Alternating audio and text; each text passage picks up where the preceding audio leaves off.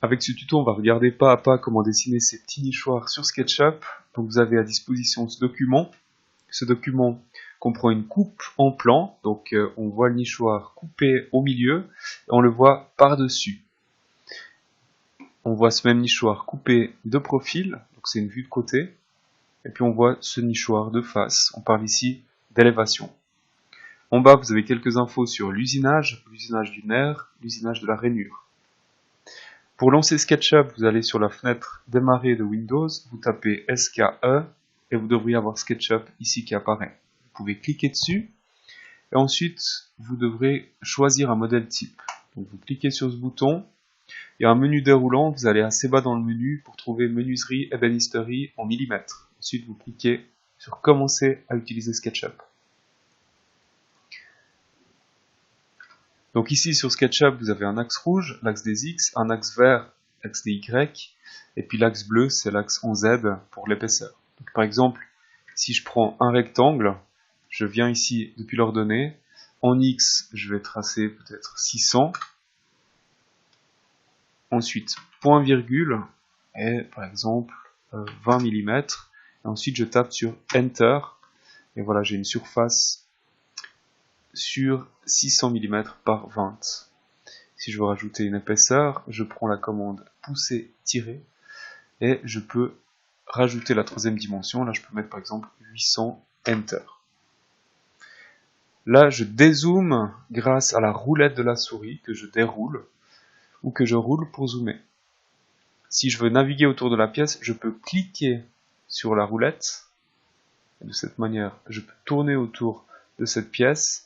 Et enfin, en appuyant sur la touche majuscule plus en cliquant sur la roulette, et bien là, j'ai la petite main qui apparaît, ce qui me permet de me déplacer parallèlement à la pièce. La flèche permet de sélectionner, et puis avec la touche Delete du clavier, on peut effacer une pièce. CTRL Z pour revenir en arrière.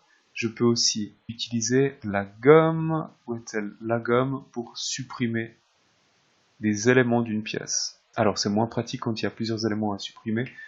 Autant sélectionner et delete. Ce que je vous propose, c'est de dessiner notre nichoir. Déjà en se basant sur la coupe en plan, on va dessiner ces sections qui apparaissent ici, un dos qui fait 170 par 18 et des côtés qui font 170 par 18, ainsi qu'une porte qui fait 144 par 18. Donc, sur SketchUp, je prends la commande rectangle, je pars de l'ordonnée, et puis j'oriente mon rectangle. Là, on voit que la première valeur à indiquer, c'est la petite qui apparaît là, ce sera 18. Et ensuite, point virgule, 170, Enter. Pareil de l'autre côté. Alors là, si on oriente le rectangle, on va l'orienter de manière à ce qu'il soit plus long qu'épais. On voit ici que la première valeur, c'est la plus grande, donc je tape 170, point virgule, 18, Enter. Ensuite, je peux ajuster mon côté en y ajoutant ces informations-là. Donc, j'ai une rainure à 10, elle fait 7 de profond par 8 de large. Donc, 10, 7, 8. Je retourne sur SketchUp. Là, je prends le crayon, je pars d'ici, je clique, je mets 10, Enter. Là, j'ai un petit point vert qui apparaît. Où est-il?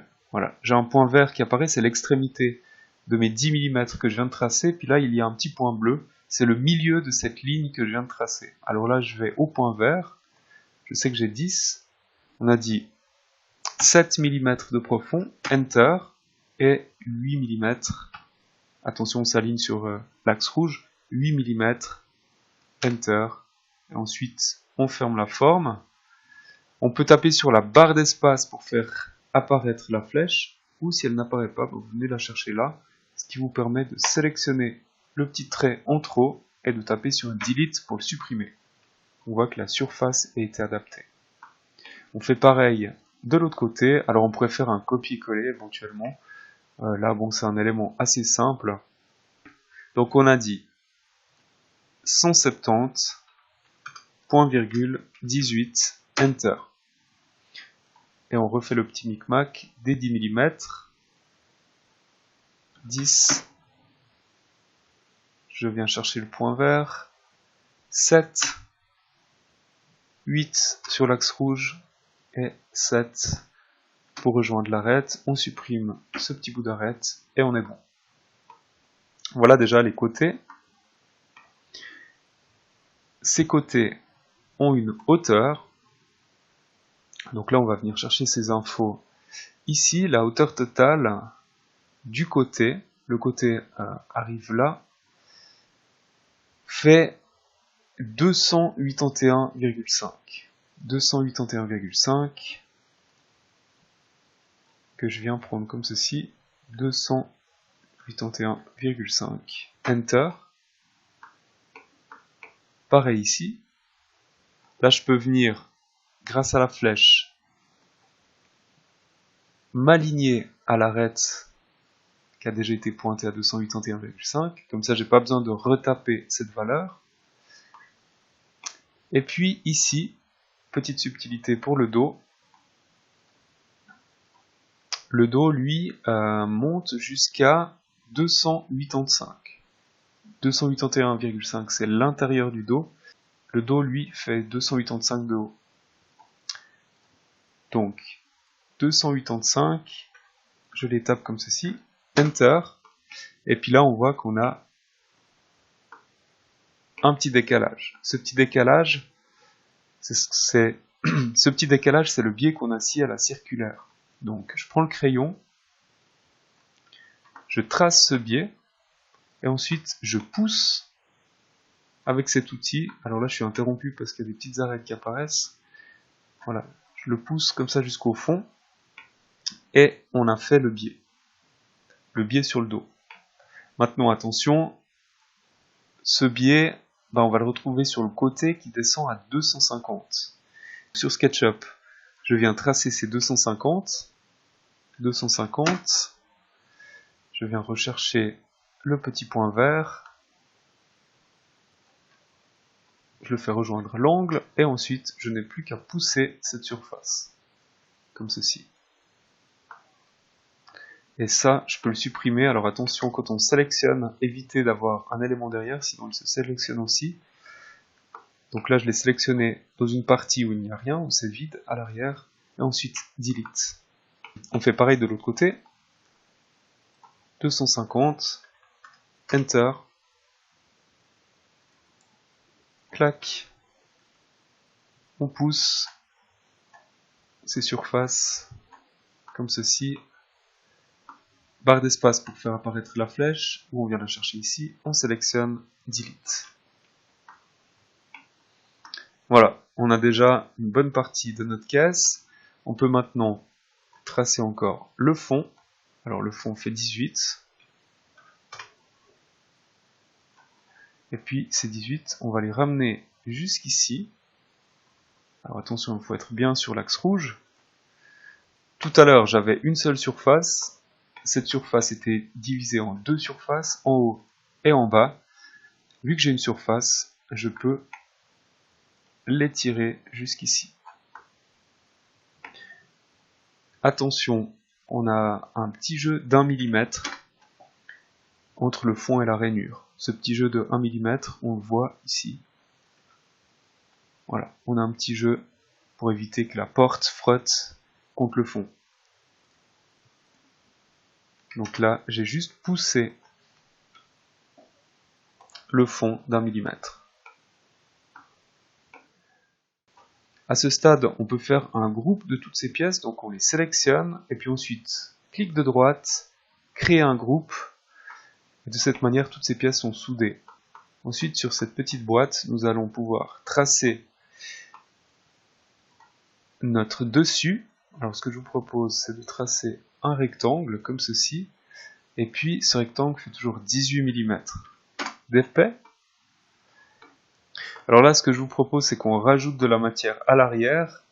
Donc, attention, soit vous avez un axe rouge qui apparaît, soit si vous êtes dans l'axe du biais, un axe rose.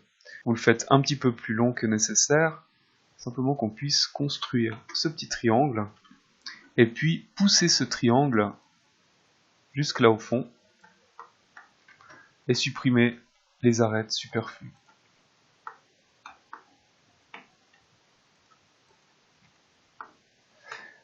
Ensuite, il faut qu'on fasse à peu près pareil en longueur. Alors, à ce stade, on a combien? 194,6, alors qu'on devrait avoir 230. Donc on va prolonger notre dessus de 35,4. Enter. Et puis là, pareil, alors cette fois on va le faire par enlèvement de matière. On vient créer le biais, toujours ce même biais que vous avez ici à la scie circulaire, pour avoir ici une coupe verticale. La toiture était dessinée, mais le problème c'est que si on veut déplacer cette toiture, on n'arrive pas à la sélectionner intégralement. On voit que chacune de ces surfaces est indépendante aux autres. Donc il faut qu'on fasse pareil que pour la partie du bas, on va créer un groupe. Le problème c'est qu'on a deux éléments l'un sur l'autre. Alors l'idée c'est de faire une capture. Remarquez la petite subtilité, si je fais une capture de droite à gauche, tout se sélectionne, le bas comme le haut. En revanche, si je fais une capture de gauche à droite, seul l'élément qui est intégralement pris dans la capture se sélectionne. Le bas, qui est que partiellement pris dans la capture, ne se sélectionne pas. Donc on va procéder de cette manière, une sélection de gauche à droite, clic de droite, créer un groupe. Et donc là, on obtient un élément entier, toutes les surfaces sont liées les unes aux autres, qui se manipulent facilement. Donc maintenant on va dessiner la porte, on va la dessiner séparément du reste. C'est une porte qui fait 144 par 18, et puis on prévoit une battue de 11 par 7. 18.144, Enter, et là on a dit une petite battue de 11 par 7. On peut supprimer le surplus. Pareil ici, 11 par 7, comme ceci. On supprime le surplus. Et on a dit 250 de haut, comme les côtés, 250, Enter. Il y a encore des perçages. Les perçages, on les a là-haut, donc on a un perçage à 200, puis l'autre à 170. Donc, je monte de 200. Ici, j'ai la possibilité de tracer un cercle. Je pars des 200. Et ensuite, qu'est-ce qu'on me demande? On me demande, on le voit ici, le rayon. Donc, si vous avez mis 30 mm de trou, ben on met 15 de rayon. Puis on a dit 170 pour le perchoir. Donc, 170, Enter. Je peux supprimer l'autre trait, comme ça on voit où on s'arrête. On a un petit perchoir de 5 mm, donc 2,5 mm de rayon. On peut supprimer ce trait-là, ce petit bout également, et puis on rajoute ici une longueur, par exemple 50 mm, et puis là on peut supprimer l'épaisseur dans cette surface-là. Là on a aussi un petit perçage pour la vis, à 18 divisé par 2, donc 9 mm, et c'était un perçage de 6 mm, donc 3 de rayon. On peut supprimer ces petits traits, et puis là aussi on peut pousser jusqu'au fond. Voilà, j'ai trop traversé. Voilà, je m'arrête à la surface, et du coup on a un trou débouchant. Ah bah là, je dois faire pareil, hein. Il faut que je revienne sur la surface. On a ce repère violet qui apparaît sur la face. Je suis à la hauteur de la face, je peux lâcher le clic, et la surface disparaît. Ouais, les 50 mm c'est peut-être un peu trop grand. Allez, j'enlève 20 mm. Nickel. Et puis là, on va aussi faire un groupe, sans prendre le reste. Attention, donc on sélectionne, clic de droite, créer un groupe. À partir de là, vous avez sous fenêtre, palette par défaut, la possibilité de faire apparaître des palettes ici. Donc matière, composants, style, les calques, des scènes, etc. En principe, vous devriez avoir la palette matière. Donc si ce n'est pas le cas, vous faites palette par défaut, vous cliquez sur matière. Dans les matières, vous avez la possibilité de rajouter une matière de type bois. Donc là, vous avez du contreplaqué sapin avec des nœuds. Si je clique comme ceci sur les éléments, comme ça, a priori, c'est pas terrible. Il faudra éditer cette matière. Des fois, c'est simplement une question d'échelle. Si vous enlevez, voilà, simplement ici une décimale, plutôt que d'avoir 1660, si vous avez 160, on est dans une échelle quand même plus correcte. Là, vous pouvez aussi modifier la couleur. Trouver quelque chose, une couleur qui corresponde un petit peu à ce qu'on a utilisé. Et puis ensuite, on est prêt à assembler notre porte, dont l'angle va venir s'aligner à l'angle de notre caisse. Et puis on va simplement répartir le jeu. Pour déplacer la porte, il suffit de la sélectionner, de cliquer sur son angle, d'orienter le déplacement là vers la gauche, de taper 2 Enter, et vous avez un déplacement qui se fait. De cette manière, on a une porte qui est équilibrée, et puis on pourrait très bien l'ouvrir un petit coup, pour voir ce qu'il y a dedans. Ensuite, sachez que sur SketchUp, on a la possibilité de télécharger des modèles dans le 3D Warehouse. On va peut-être vous demander de vous connecter. Votre compte Google devrait faire l'affaire. Là, je viens de me connecter, ça a l'air de fonctionner. Et puis ici, on peut télécharger des modèles. Donc il y a des choses qui sont dessinées qu'on peut insérer sur notre dessin. Alors, je sais pas, peut-être qu'on peut trouver un arbre. Est-ce qu'on trouve des arbres? Alors, regardons peut-être un arbre qui a l'air d'un arbre. On peut cliquer dessus, ça télécharge. Cet arbre, s'il a l'air un petit peu petit par rapport au nichoir, il y a la possibilité d'augmenter sa taille. Donc en cliquant là-dessus, vous pouvez l'agrandir cet arbre. Ou le rapetissir bien sûr. Fermons ce nichoir, hop. Et puis on peut faire un groupe. Comme ça il y a tout qui se déplace quand on le sélectionne. Si on veut le rouvrir, il suffit, je vais vous montrer, de cliquer, clic de droite et puis de cliquer sur éclater. Et puis là vous séparez la porte du reste, il n'y a pas de souci par rapport à ça. Vous avez vu que là il y a eu tout d'un coup une rotation qui est apparue. Alors à savoir qu'ici on peut faire tourner certaines pièces, on clique là-dessus, et puis en s'approchant d'un objet, celui-ci se sélectionne. Si votre roue graduée apparaît en rouge, et qu'on clique une deuxième fois sur l'axe vert, on fait une rotation ici frontale. Là je clique sur Escape pour quitter la commande. Si la roue verte apparaît, c'est le même principe. Je définis une horizontale, par exemple sur l'axe rouge. Je clique, et puis ensuite je peux tourner. Je pourrais le tourner de 90 degrés. En passant de l'axe rouge à l'axe bleu, je tourne de 90 degrés, etc. Et puis encore la rotation comme ceci sur l'axe bleu. Donc là, le nichoir tourne sur lui-même à 360 degrés. Là aussi, si on part de l'axe vert, puis que je viens sur l'axe rouge, voilà, l'axe rouge, je l'ai fait tourner de 90 degrés. On peut très bien créer une surface d'herbe, puisque là-dedans, vous n'avez pas que du bois, on a aussi plein de choses. On a de l'eau. Si vous voulez mettre un arbre dans une surface d'eau, on a cette possibilité-là. Toujours peut-être une édition, si on enlève là aussi, ou qu'on rajoute des chiffres dans les mesures. Voilà, on a des aperçus d'eau qui sont plus ou moins à l'échelle. Là, je pense que c'est mieux qu'avant. Donc vous avez de l'eau. Et puis on a bien sûr de l'herbe.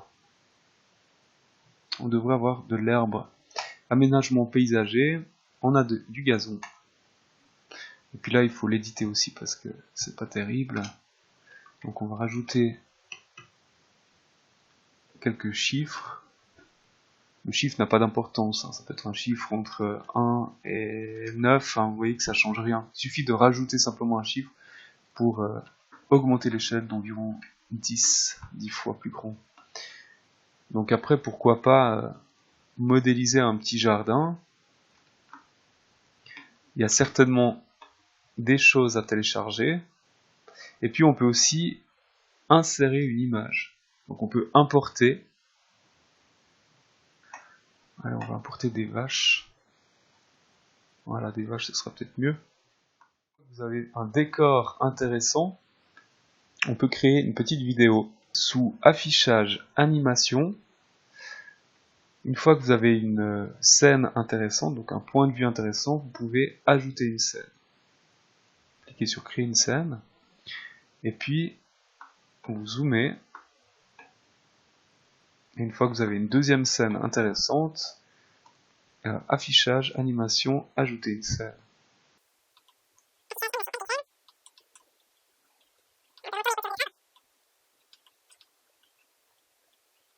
Et puis ensuite, on va juste modifier les paramètres. Là, on va mettre 2 secondes, par contre ici 0 secondes de délai entre les scènes. Et si on fait affichage, animation, lire, on part de la première scène. Donc là, je ne fais rien, c'est SketchUp qui fait. Et puis on passe d'une scène à l'autre. Donc c'est ce qu'on avait fait pour les tiny house. La visite virtuelle des tiny house, c'était une petite vidéo qui était faite sous cette forme. Etc. etc. Donc ça tourne en boucle. On va bien sûr l'arrêter. Et en faisant fichier exporter, on peut exporter l'animation en séquence vidéo.